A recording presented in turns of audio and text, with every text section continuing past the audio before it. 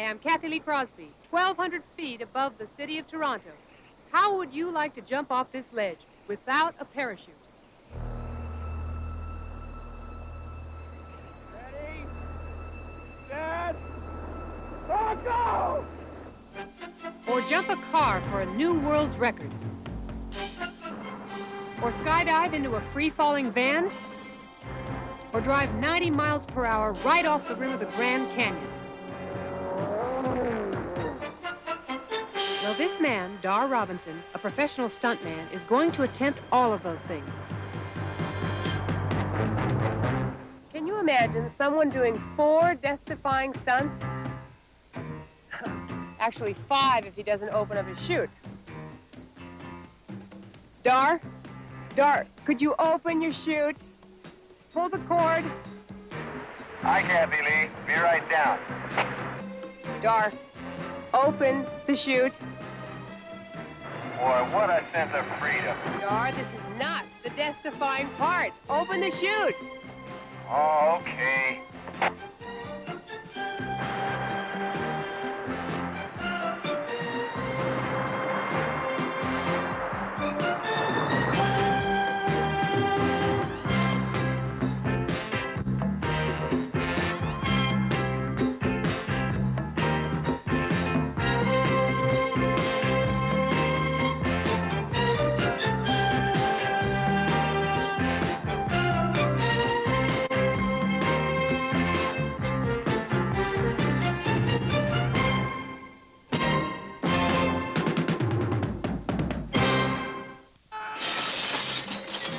In the movie Ruckus, Dar Robinson leaped out of a window and fell 85 feet.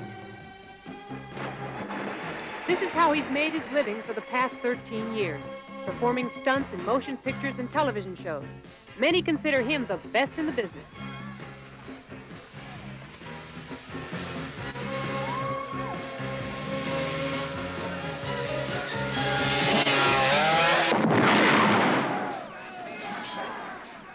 They're a special breed, stuntmen. The top ones design and perform their own action sequences, as in this scene from The Stuntman.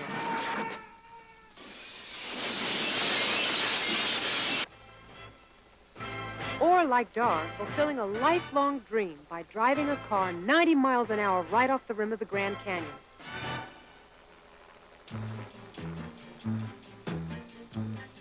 From the time this location was selected, I was part of a television crew that videotaped an intimate day-to-day record of Dar Robinson. Not only his stunts, but all the hard work and dangerous surprises that preceded them. I learned a great deal about the perilous world of a professional stuntman. And most of all, I learned to respect Dar as a very sensitive and intelligent human being. So, does it have a name? Does this place have a name? Vulcan's Throne. And that over there is Lava Falls. And right down the canyon back there. Can you see that? Yeah. That's the roughest set of rapids on this entire river. How high are we? Well, let's see. To this point right here, above sea level, 4,500 feet. Above the river, about 2,000 feet. So, when you're going to go out over that edge, you're going to drive and just go out over that edge like that? Well, this whole plateau is kind of flat with the exception of this rocky area right here. So, yeah, I'll be coming from way back over there where you can't see, all the way out to the edge, and then from there off. The biggest problem is getting over right down here. No, that one's, I'll clear that one. It's the one that's 600 feet down. We've thrown rocks off of here and counted a total of 7 seconds to hit the ledge down below. So what I'm going to have to do is I'm going to have to look out over the edge as soon as I get over the side of the car and watch that edge. Now, if I don't feel that I'm going to make it over that edge, I have to be out of that car within the first 3 seconds off the rim. If I'm not out, I'm not going to make it. I'll land on the edge. Why do you do that? Why are you doing it this time? Well, the gags that are done for motion pictures and television, things like that, they're done for the movie. You know, you get a good paycheck, handshake, and that's about it. You know, that's the end of it. For years, I've dreamed of doing big stunts. You know, stunts that are the show itself. Everything centers around the world record that you're going to do. A great stunt, like maybe Grand Canyon. So the like stunt's that. the story. Yeah. Stunts that take everybody right out of the edge. It was like at Toronto, remember? I mean, I was so scared. That feeling, you can feel your heart, and you wish you could stop it and not let it happen. It was the most terrifying and yet exciting thing that I've ever seen, really. Well, I don't think I'll ever forget Toronto.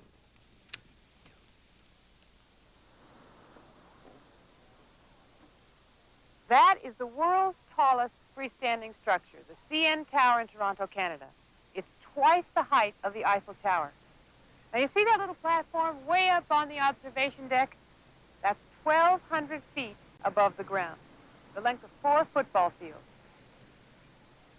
Tomorrow morning, Dar is going to jump off that platform without a parachute, even without an airbag to break his fall.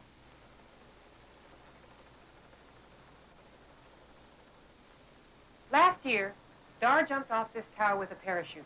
He did it as part of an action sequence for a film called High Point. It's the most dangerous stunt he's ever done. Dar dropped for a full 6 seconds before opening the parachute hidden beneath his clothes. It took the chute 3 seconds to open, leaving Dar with 1 second before hitting the ground. So what we're going to do this time is without a parachute, without an airbag, I'm going to jump from CN Tower with nothing but a small wire hooked to me. I will be allowed to fall free, unassisted.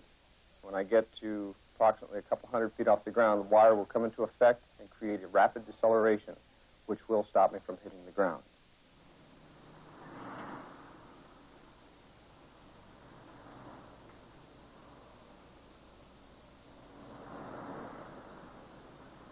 While Dar held a press conference inside the tower, I decided to visit his jump site. The full impact of 1,200 feet above the ground didn't hit me until I stepped out on the ledge above the observation deck. No railings and no safety nets. Just the magnificent skyline of Toronto, far, much too far below. Why would anybody want to jump off this ledge? This time without a parachute, Dar's life will quite literally be hanging by a thread. This thin wire, controlled by his engineer and good friend, Kai Michelson. Hi, Kai. Hi, Kathy Lee. Yours? Yeah, it's part of our equipment here. All right, now, where do you want me? Oh, come on over in this ledge over. We got a little platform set up down here. Over there? Over there. Over there. That's what I thought you were saying. Yeah, well, you'll get used to it. Oh, what fun. Up here? You want me up here? Oh, dear, It's plenty dear. safe. It's safe? Oh, that platform's good and strong. Oh, dear, this is terrible. What could go wrong? Well, just plain and simply, the cable itself could snap. What would you be able to do if, when he's falling, something happened?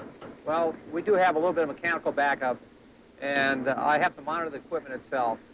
The only problem is if I was to stop him too soon, it'd snap the cable. Too late, he'd hit the ground. Now, you could physically do something if something right. happens. It's a lot of responsibility, yes. Oh, I hope you're friends. Oh, sure are. You haven't had an argument in the last 5 hours? No. Oh, how long have you been working together? Oh, for about 5 years now.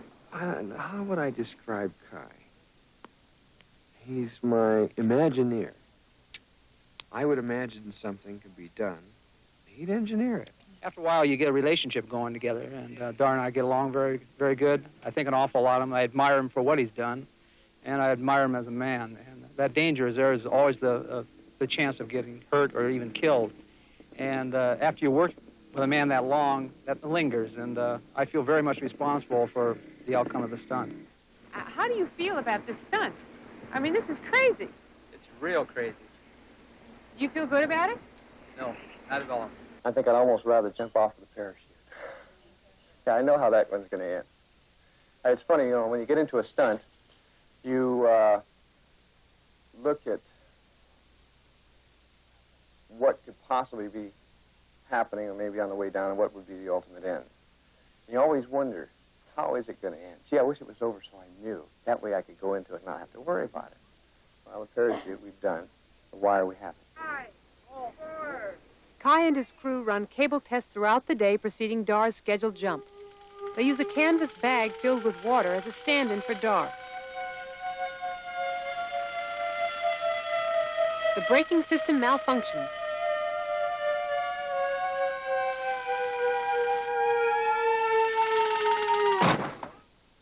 Dar's jump is postponed 2 days for new parts and repairs. We have some tests that we want to run. We know what we'd like to use ideally, but if I'm not ready, there isn't anybody in the world that can throw me off.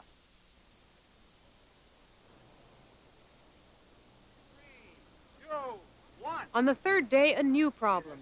Water-filled balloons are dropped to test wind currents. Strong gusts swirl around the tower. Turbulent down there. Hit. No good. Strong enough to shatter the balloons or Dar against the concrete wall. Still too much wind. We've got a problem. The computer in the tower's weather station confirms the balloon tests. We've got turbulence. We got a swirl in her, and that's why it's changing so much. Do it again. Now it's back up to, okay, 1852, 45, and 55. Wind's too high. We can't take the chance.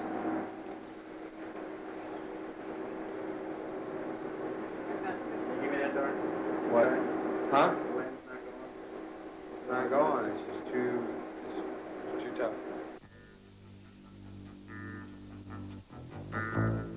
Once again, Dar's jump is postponed. Stuntmen live with Murphy's Law. Whatever can go wrong, will. I couldn't sleep, so I decided to run. I kept thinking how mistakes can happen, like when the human fly pushed his motorcycle too far.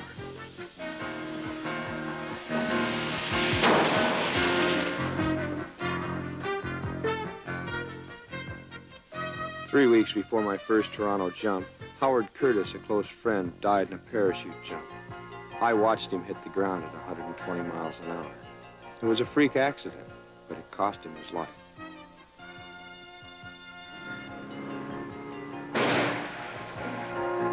I broke a shock in Mexico City.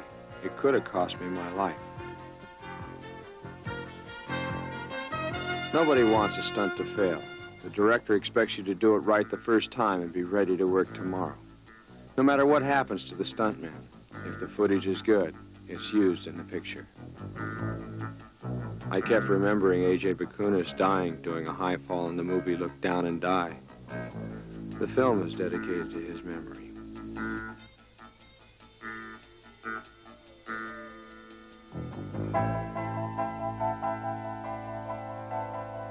We used to pride ourselves on losing only one stuntman every 20 years. In the last 4, we've lost 5.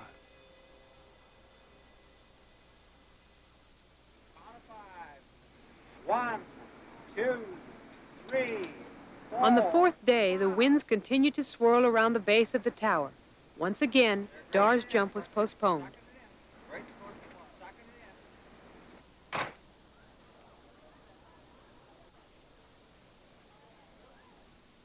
Yeah, we've got a lot of problem with the wind up there, Dar. It's up on the deck there. It's about a constant 17. Halfway down, it's somewhere around between 40, gusting up to around 50. So there is definitely a lot of 50 miles an hour? 50 mile an hour up there. Concerned about the weather and his cable system, Dar averaged less than 2 hours sleep over 4 nights. I'm beat. Kind of disappointed? I'll tell you what, I'm at the point right now where I just want to do the thing to get home. I want to get it over. Yeah. I tell you what, I know a real good place to get a real good steak. I'll buy. Thanks. I think I'll stay here for a while. I got you. Okay, well, I'll see you bright and early tomorrow. Take care.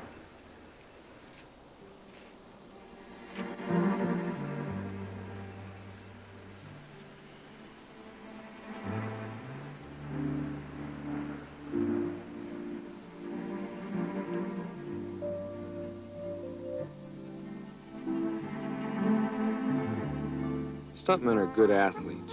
They survive with quick reflexes and coordination. I've literally saved my life with a split-second adjustment. That's what worries me here. Once I leave the ledge, I lose control. It's up to Kai and a very small cable. No airbags, no parachutes, no backup systems.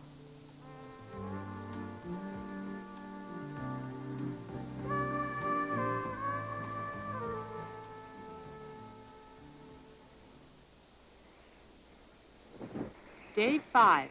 Kai runs a balloon test.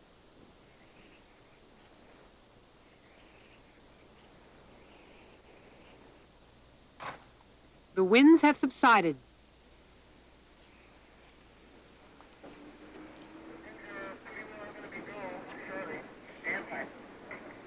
Okay, we're gonna need some racer tape in here, guys. It's gonna be open air over here. Bob, you got...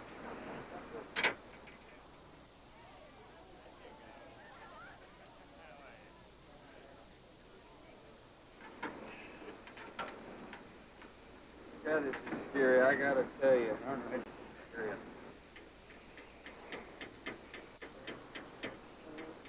I'll tell you what, if I was ever gonna cry. Yeah. Right with you. We're close, Chief. We're with you all the way there.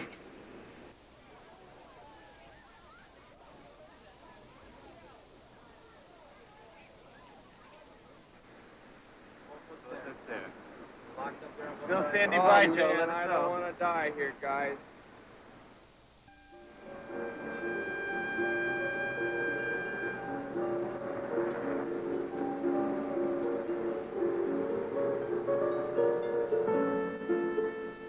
Maybe I'll just do a ready, set, go, all right, Kai? Well, maybe we'll go 1 to 10. Or maybe we'll,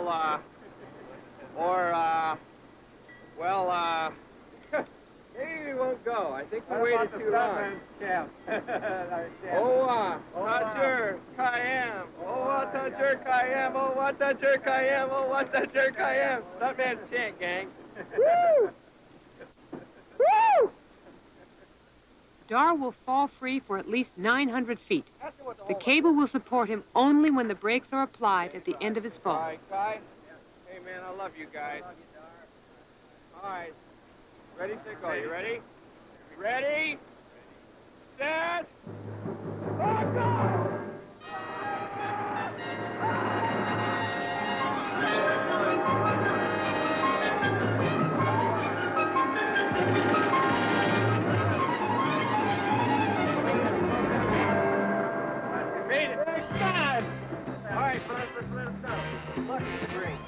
I've never been out to pressure in my life. Ever have I ever gone through this.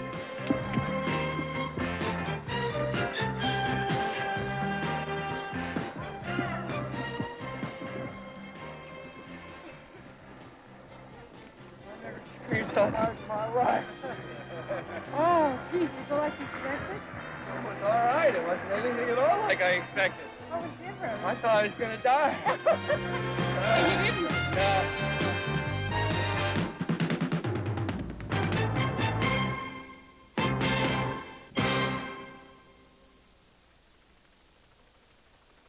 Remember California City? Do you remember California City? I mean, days in California City. I mean, I remember specifically, and I know specifically what you were trying to do, but why'd you go over it again? Well, in one show I had jumped or driven a car out of the back of a cargo plane. I was in the car. And I rode it down several thousand feet. Then I deployed a parachute on the car, rode it down, and drove it away. Well, to make a better stunt out of that, we always believed that it would be possible to push the Volkswagen van out of the back of the cargo plane, put it into free fall by itself, myself skydiving out of another airplane, free fall down, get into that Volkswagen van while it's in free fall, then deploy the parachute on that Volkswagen, ride it down, drive it away. Now, that was the ultimate plan.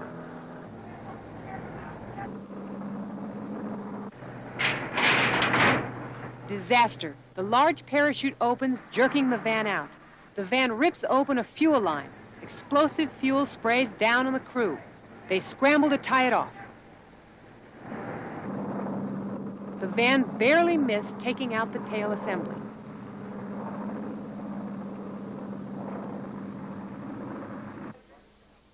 Everyone agreed it was a close call. Yeah, I hear you. That was great. Oh, that was unreal. Believe me, it was Like unreal. We all had it together. I mean, we all knew what we were doing.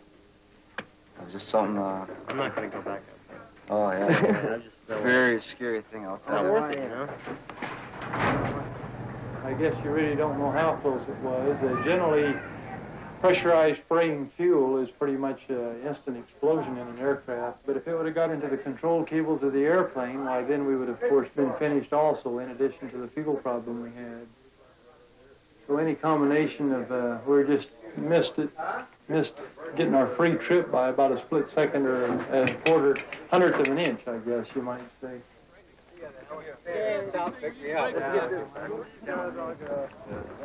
After a day of repairs on the cargo plane and parachute mechanism, Dar and his crew try again.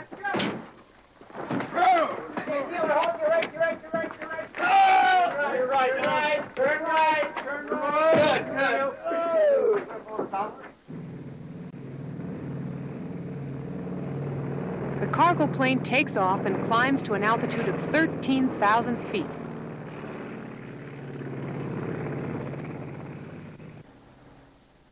Dar's chase plane moves into position behind and slightly to the left of the cargo plane. The van drops perfectly. Dar dives out to meet it. So far, everything's just right.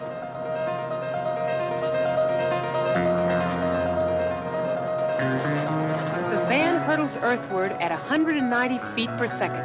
The small red drogue chute does little to slow its descent. Using his arms as wings, Dar swoops down toward the van. As Dar nears, the van's open top spins away from him. Dar must climb inside and pull the lever that will deploy the van's main parachute. Then he will ride the van safely to the ground. But he's losing precious time. He must deploy the chute in less than 10 seconds.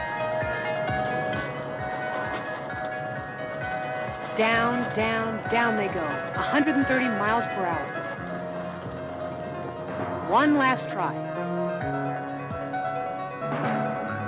He can't get in. Reluctantly, Dar gives up and veers away. The van's emergency automatic chute opener fails.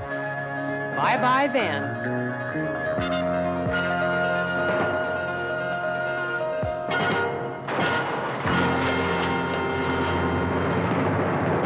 I was so close. I know I can do it. I just need a little more time.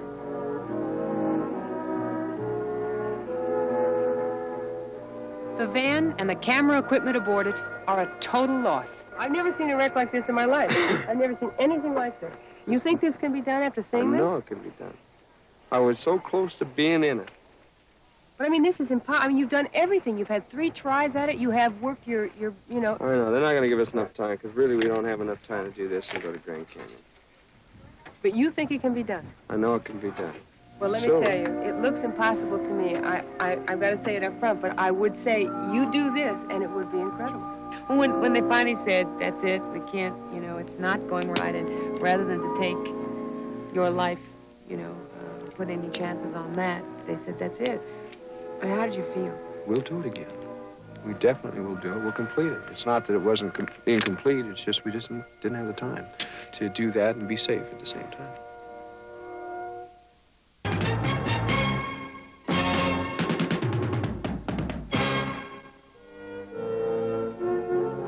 The only suitable privately owned plateau for Dar's Grand Canyon car stunt was deep within the Wallapai Indian Reservation. Going to have in order to clear that plateau down below the... And we're doing... Dar drove to their council meeting seeking permission to use their land. When he explained his plan, the Wallapais questioned his sanity. There were many problems, perhaps too many. The mesa that Dar wished to build his runway on was very close to the Indian sacred burial grounds. The location was currently inaccessible, except by horseback or helicopter. Dar would have to construct a 30-mile dirt road, a 3-mile runway, and a large wooden takeoff ramp right on the edge of the cliff. Electricity, water, food, everything would have to be brought in for a large television crew. The Wallapais finally gave their permission. With the understanding, however, that Dar would completely restore the Wallapai land to its original, untouched beauty, the way it had existed for millions of years.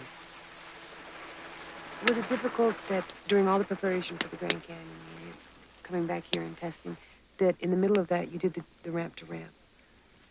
Was that, would you prefer not to do it in the middle of preparing for another stunt? There was a purpose for that, first off. The ramp to ramp had to do with the balancing of the car.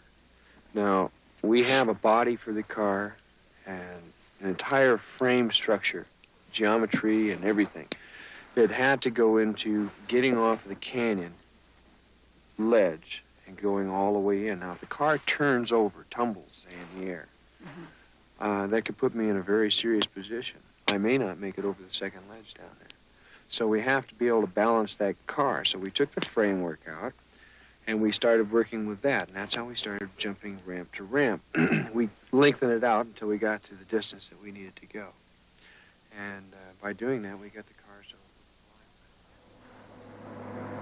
over. The jumping ramps were constructed at Dar's testing facility in California City. Okay, after taking off from over there, I got to land at least here. Reason is because if I can't clear this amount of distance here, I won't be able to get over the ledge, which is 600 feet down in Grand Canyon. Now, that ledge sticks out just somewhere in the area of just over 300 feet. So once I clear the ledge, then I can go ahead and bail out. The ledge being 600 feet down, it's another 1,500-foot drop. That leaves me a lot of clean, clear air to get out in. What about the flags here? Well, these are the existing world record for car jump to land. This, yeah. This is the existing world record, and you have to make it there to That's clear right. the rim. Yeah. To add a little touch of class, we're going to put in $250,000 of brand new Oldsmobiles. Woo! What happens if you just miss a little bit? Well, let's put it this way. Anything that I crunch, I buy. Why, you got your eye on something in particular? Oh, well, the little brown one over there, the one with the spoked wheels is kind of nice. Hey, Benny, put the brown one here on the end. You got it. I'll see what I can do for you. Come on. Crazy.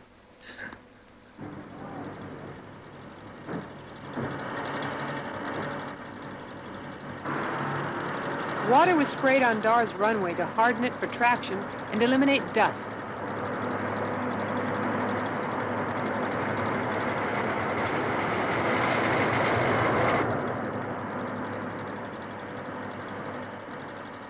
Dar spends a few moments with his two sons before each stunt. Kathy, these are my boys. Oh. Here's Sean. Hi, Sean. How are you? This is Troy. Hi, Troy. Oh. How are you doing? I'm fine. Oh, good. How old are you? 8. 8? How old are you? 6. Wow, big 6, huh? What do you think about your dad being a stuntman? He's pretty good at stunt stuff. He's pretty good at stunts? Yeah. Yeah? Okay? Uh-huh. You think he's a little bit crazy, though? Do all these silly things? Yep. Yeah? Sorry, Dar. There's the truth. I don't encourage them to do anything along the lines of what we do. It takes a lot of training, a lot of skill. And for those who'd be watching our special, I certainly wouldn't want them to go ahead and try any of this stuff at home or anywhere else. We have a lot of money involved in this, a lot of time, a lot of training, and it is very dangerous. So for the average kid, it's not something that you would go out and do. It takes training and That's right. and to be with a professional. Well, it looks like we're just about ready to go. I can see them waving the flag out there. You're kind of excited. I think he's going to make it. What do you think? Yeah. I'm going to go. Hey, So. good luck. All right. And See you later, boys. Okay, guys, let's watch.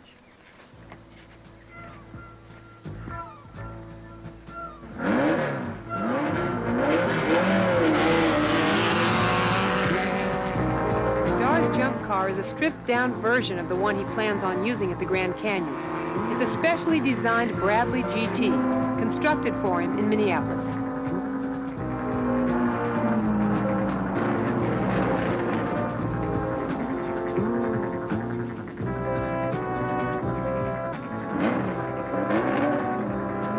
Dar must accelerate to a speed of 90 miles an hour in less than 1 mile.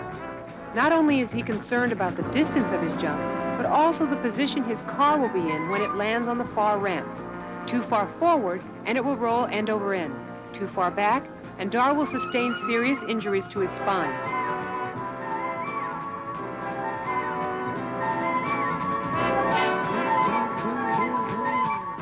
The green flag. The emergency crews are in place.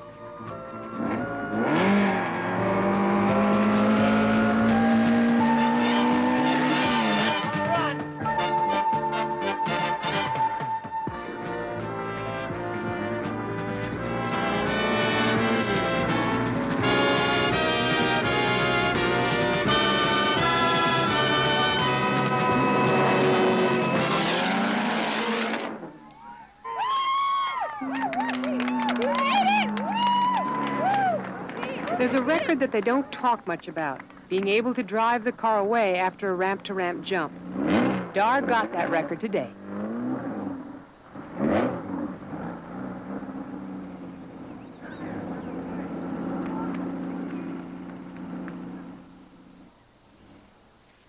He also got 2 other records.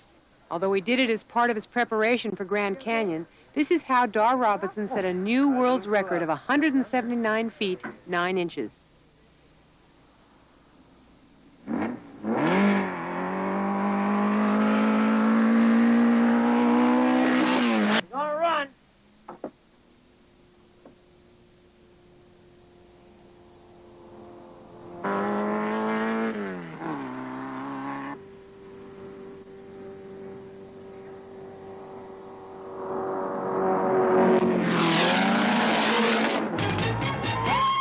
He surpassed the old record by 3 feet, 9 inches. I was out here about, a little more than about maybe 200 yards off the ramp.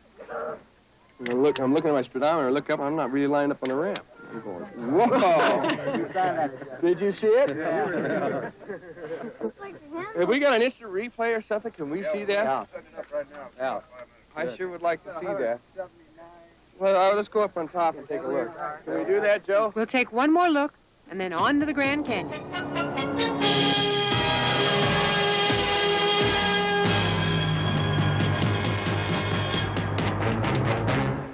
I'd rather be able to do the stunts that I knew exactly what the ending was going to be. That's preferably what I like. That's why we spend so much time in the engineering and making sure that it's correct. It's an interesting point that there's a lot of controversy about that. People saying, that there's outrageous chances taken. And I think it's interesting to point out that it always doesn't work exactly the way it's planned. No, not always. It's like anything. You build things on theory. You work it out, you engineer it out, until you actually get it into the element which is supposed to be working in. There are still, let's say, gray areas. Shadowed areas that you don't know about. These are the things we run across. I'm afraid of dying. I am not out for the thrills of it. This is my job. I do my job well because it scares me so bad. I do everything in the world to make sure that I'm not going to get hurt there.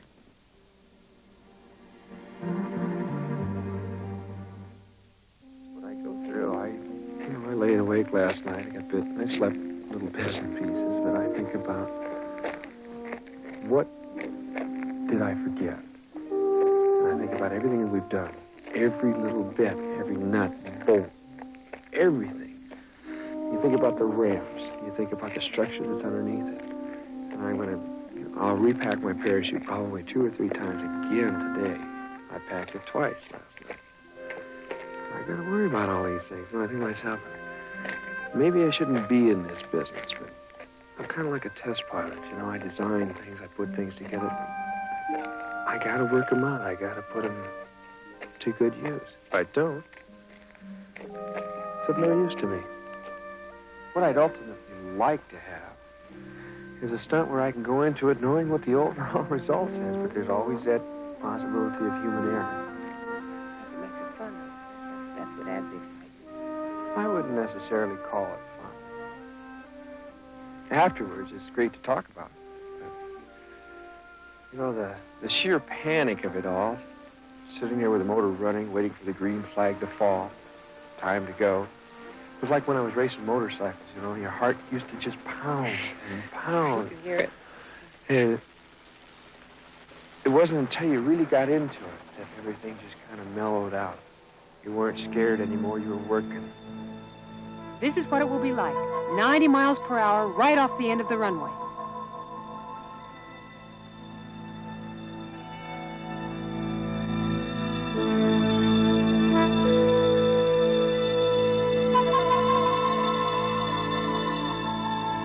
We've got this all graded out as best as possible. Now, this is not the greatest of soils to work with. But you know, it gets real powdery, as you can see right here. By watering it, it makes it hard like freeway concrete. It just doesn't last for a long time. So they'll do that just before you take off? Yeah. This here is the magic little flag. Until we're ready to go, this will be up in red. This is the one at the halfway point because I can't see the ramp itself. Then when we're just about ready to go, we go on standby. The yellow one comes out. And when we're ready, that's this one. The magic flag, the green one. When it waves like this, that means we're on our way. Now, If anything should happen, then you can just put up the red flag and stop it. not necessarily. It depends. You see this blue line here? Right? Okay. Well, that blue line is what we refer to as the point of no return. It means nothing more than once I'm up to speed, I have to set the throttle, and then I have to move back out from underneath the steering wheel. So I'm holding it here, and I'm kind of crouched. Or remember, like you said, no Yeah. brakes. Right. Well, I can't touch the brake pedal or anything else. Actually, all I can do is steer it. So if I go past this line, the possibility of me getting down and stopping the car is pretty much close to impossible. My biggest problem is I can't see over the hill. This flag could be used if there was something, some kind of an obstruction or something like that was over the hill that I can't see. Maybe somebody fell down, a piece of equipment stalled. Who knows? Any one of a number of things. So, you know, that red flag would come out and stop it.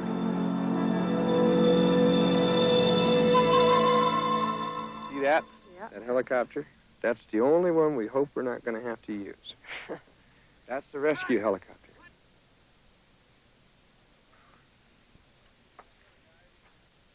How you doing, guys? Hi, Dar. Well, with any luck, this will be the easiest day of your lives. I hope so. Well, now, if you have to move fast, what are you going to do? Well, I'm on the rescue. I'll be at the river in the case that he ends up in the water. Will you go down in the helicopter? Yes, I'll be helicoptered down to the bottom, and if he ends up in the water or he gets hung up someplace, we'll go get him. And I'm the doctor for the trip. Oh, yeah. The doctor? Not a desert doctor? Yes, a real doctor. I may not look like one, but I am. Why does that make my stomach burn? Me too. I don't know. I just got to think for doctors, I guess. I don't know. Well, it should be, hopefully, an easy day. If we have everything done right. Well, Good luck. yeah, thanks, guys. Hope it doesn't come down to luck. Good engineering. Over there, Cap. Right there. That's it. That's the big one. Oh. More I look at it, the more I get nervous. Get too close, I think. It was all coming true. Dar was within minutes of performing the ultimate car stunt. Years of dreaming, months of arduous planning, all down to this one magnificent moment. It had been canceled at least half a dozen times by construction delays, car problems, and serious misgivings as to whether Dar could clear the ledge just 600 feet below.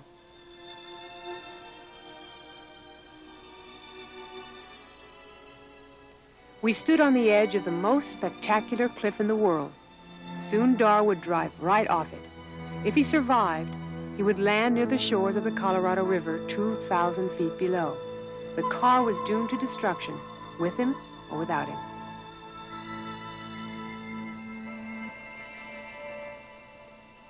Over the last 2 months, Dar had shared his feelings and his dreams with me. He had become a close friend, a friend that I didn't wish to lose. In Wallapai, we have a word, mahana. It means good luck, and this is what we want to wish Jumpy.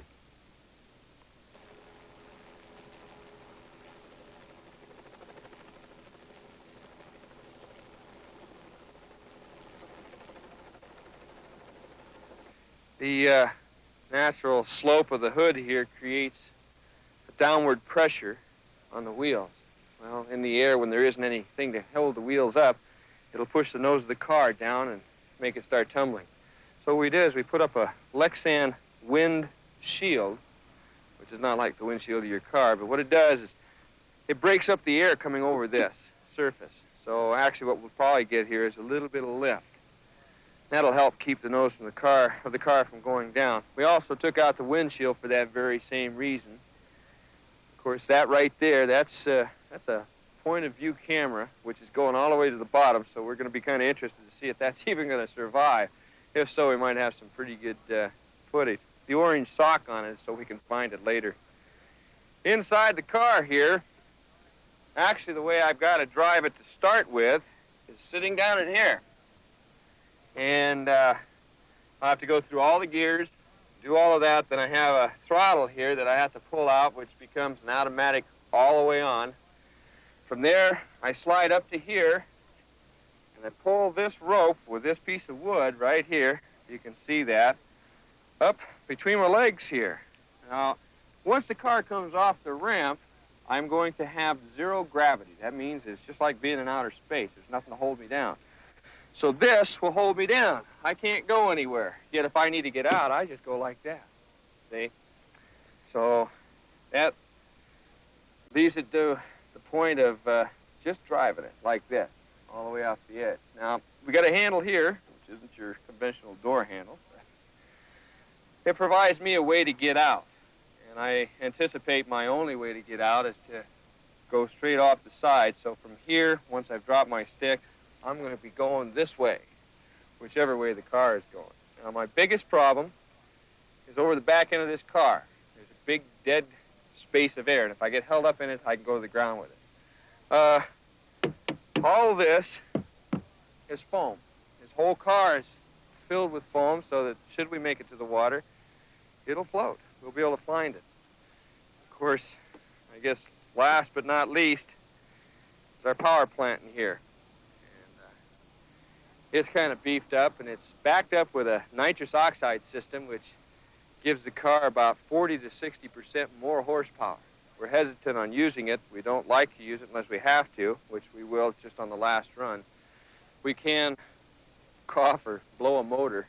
That's our reference to it. If you cough a motor, it's gone. You out there, if you blow it up, it's gone. That means we lack the power to get off the ramp. So we have a few things that we're fighting here, and those are basically it. She's all ready to run. There's just a couple things that the guys have got to do to it, and it's about time for me to get dressed. So we'll see in just a little bit.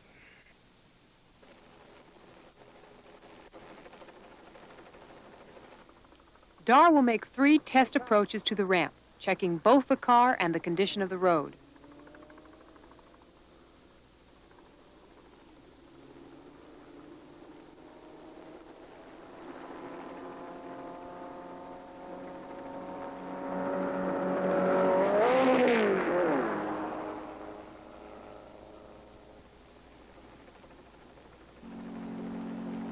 The helicopter camera position is tested on each run. This is the only camera that can cover Dar throughout the entire stunt.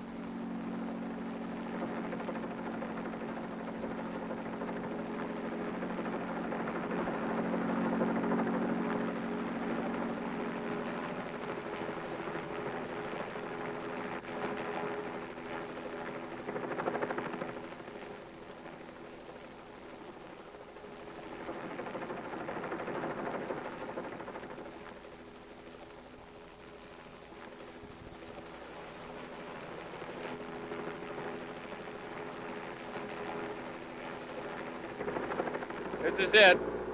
There isn't any more talking. It's time to do it. It's now time for showing. We hope it's all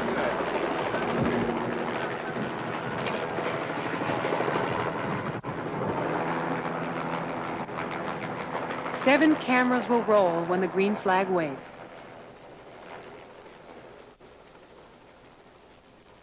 Camera 1 on the ramp. 2 on the ledge. 3 on me. 4 on the lower ledge. 5 on the point. 6 in the chopper. 7 on the runway.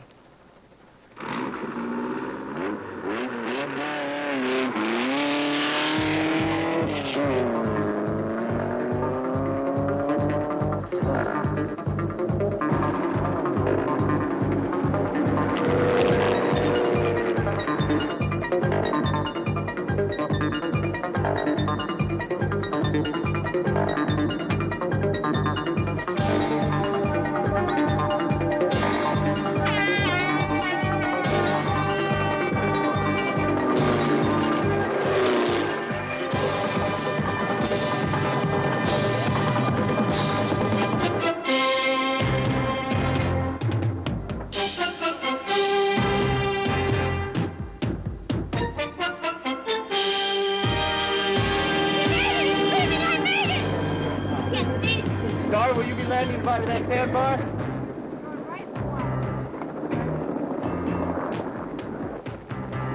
Each camera tells a different story, some at normal speed,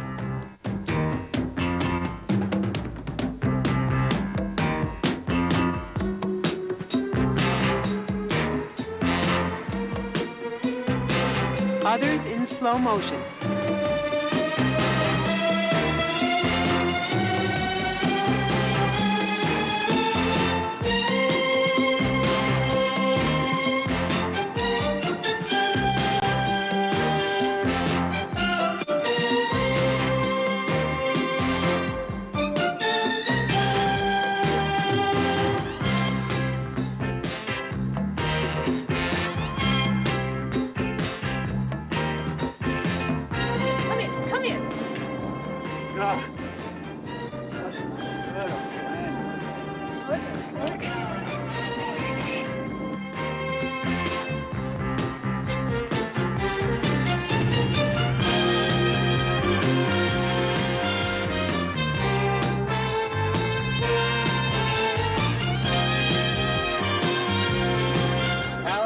He's about to touch down. Beautiful.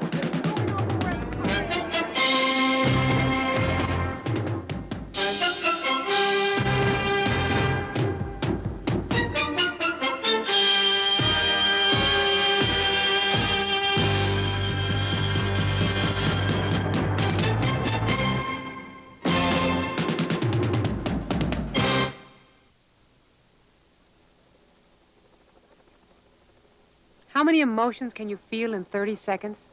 Believe me, a lot. Tension, apprehension, fear, a desperate desire to be somewhere else.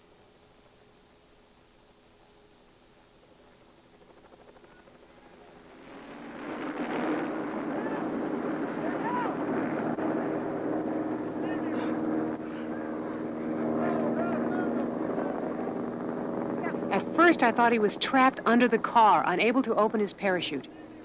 And after what seemed an eternity, I saw that he was free.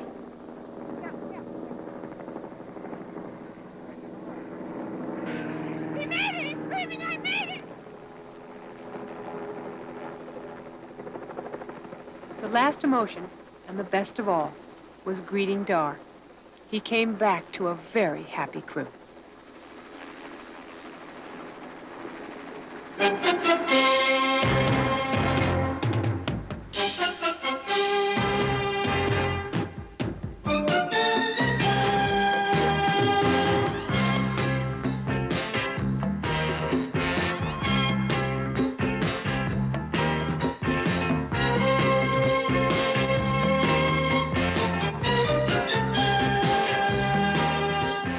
In Toronto, accommodations provided by the Royal York Hotel.